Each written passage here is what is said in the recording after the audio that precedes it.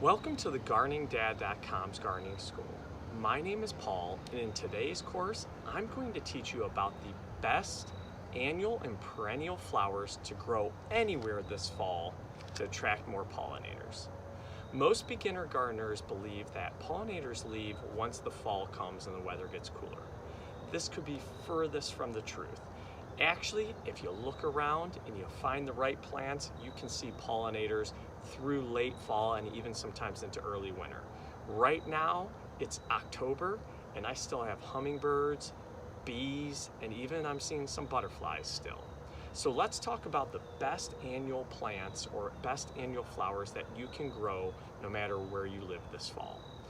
Remember, annual plants or annual flowers are ones that you have to plant every single year. So find that local nursery, that local gardening store that you love, and go out and get some great deals. One of the easiest ones and probably the most popular fall flower to plant, as you can see behind me, is the mum. Mums are beautiful. They come in all different colors. They're great because they're almost a shrub-like plant, but they are great to attract any type of pollinator.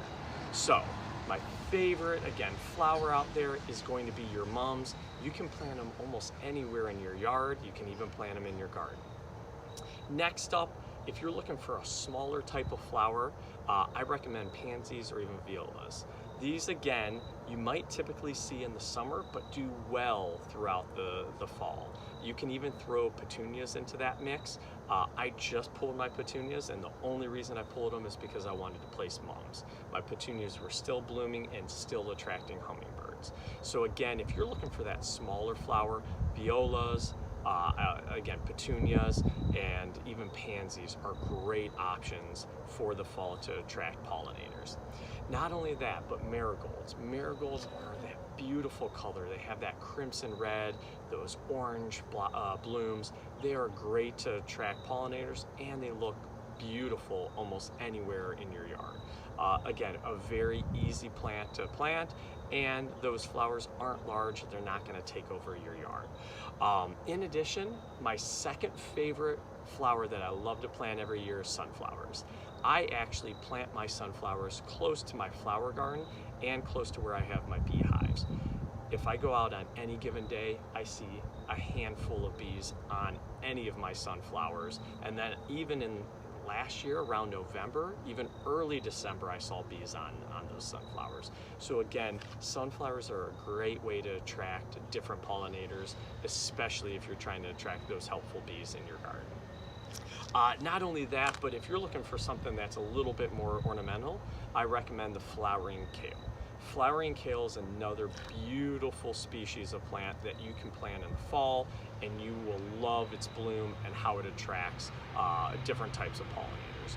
So when you're looking at annuals, again, I like to focus on mums. That's popular, easy to find. Pansies, violas, and petunias, you probably still have them there from the summer. If you do, leave them. They're perfect for attracting fall pollinators. In addition, marigolds, the colors are fantastic. They're not going to take over your yard. Sunflowers are obviously my favorite, or my second favorite flower, especially for bees.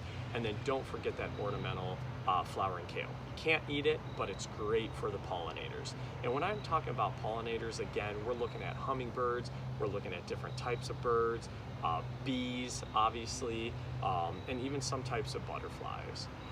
So if you said, Paul, I really don't want to spend all that money or all that time every single year planting different types of flowers and then having to repeat it because they're annual, what are some perennial flowers that I can plant that are going to attract pollinators?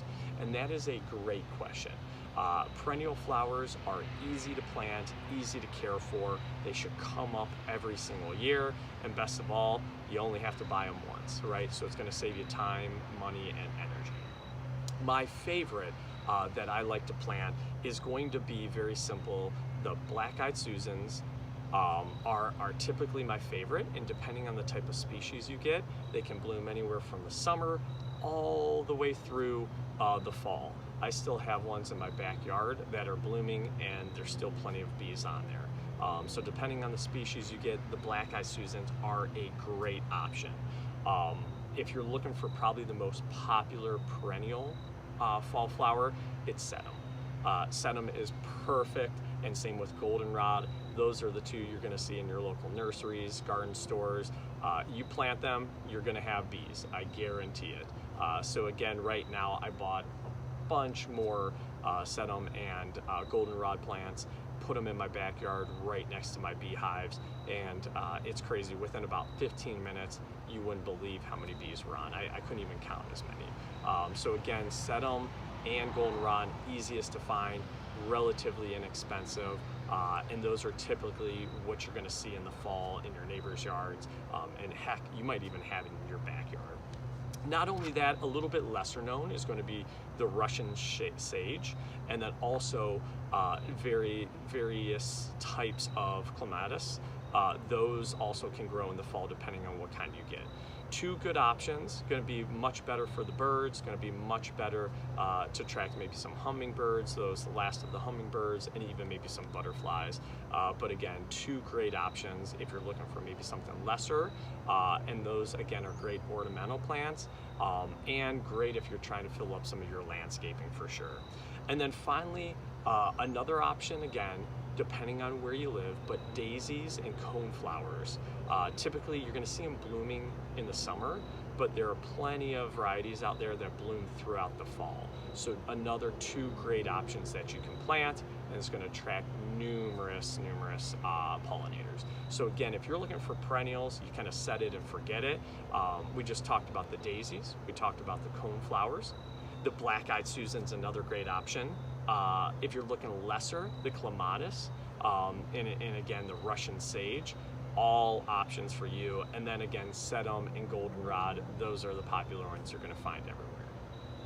So before I let you go, a couple tips when you're thinking about when do I plant, where do I plant, how do I plant, you know, the whole 9 yards. Number one, if you're planting annual flowers for the fall, you can plant them in September. That's typically when you're going to start to see them. You can plant them in October. Depending on where you live, you could even potentially plant them in early November and get maybe a few weeks out of it. If you're planting perennial fall flowers, I recommend planting those in the spring so that they come up and bloom in the summer. So again, typically if it's a fall flower, I'm going to plant that in the spring. If it's a spring flower that I want to bloom, I'm going to plant that in the fall. Just keep it pretty simple with that one. How do you plant them? Just plant them like any other type of flower that you're going to see. So just go ahead, dig the hole. Usually each flower is going to come with instructions. Go ahead, set it in there, plant them. I like to put a little mulch around them. Helps protect them if it's cold, and helps protect them if it's too warm, and they can keep some of that moisture in there. So pretty easy in how to plant them. Where to plant them, again, it's going to depend on your yard and what you're looking to achieve. Usually they do best in full sun or at least partial sun. Also, pollinators typically like full sun or partial sun. So I typically stay away from planting them in the shade, but you should have plenty of options in your yard. And then finally, the last question I typically get is like, what colors are out there? Very simply, you can plant any colors. Pollinators in the fall are not going to be picky. They're typically looking for that nectar, that pollen, to get as much as they can before the winter. So orange, crimsons, purples, deep reds, any of those are great options, but really it doesn't matter when it comes to the fall. And then again, the one thing you want to be careful about is buying annual versus perennial, and there's even something called soft perennial. Typically soft perennial may come up again depending on where you live. So where I am, soft perennials don't work. They typically are annuals and they'll just die. But in some warmer climates, if you plant a soft perennial, you typically could get 2 to 3 years out of it. So again, just another piece of information you want to kind of take into account depending on where you live. So thank you so much for paying attention to this course. Appreciate you checking out the best fall perennial and annual flowers to attract more pollinators.